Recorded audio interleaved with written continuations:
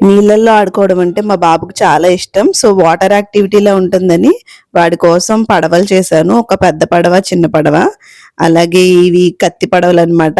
ఒకటి నా కోసం, వాడి కోసం అన్నట్టు. ఇది గూడు పడవ. దీన్నేమంటారో తెలీదు. పైన అలా గూడులా ఉందని గూడు పడవ అంటున్నాను. ఇవి వచ్చేసి ఒరిగామి ఆర్ట్ అంటారు. దానితో చేసే పడవ అనడం కంటే చిన్న నావ, పెద్ద నావ అంటే బావుంటది. క్యూట్‌గా ఉన్నాయి కదా! సో, వాటర్‌లో వేస్తాడనుకుంటే మా బుడ్డోడు వాటర్‌లో వేయడం కంటే వాటర్‌లో పడవల్ని ముంచడానికి ఎక్కువ ఇష్టపడ్డాడు. వాటర్ కదిపేసాడు. మొత్తం అంతా కదిపేసాడు. మా బుడ్డోడి దెబ్బకి పడవలన్నీ పక్కకి పారిపోతున్నాయి.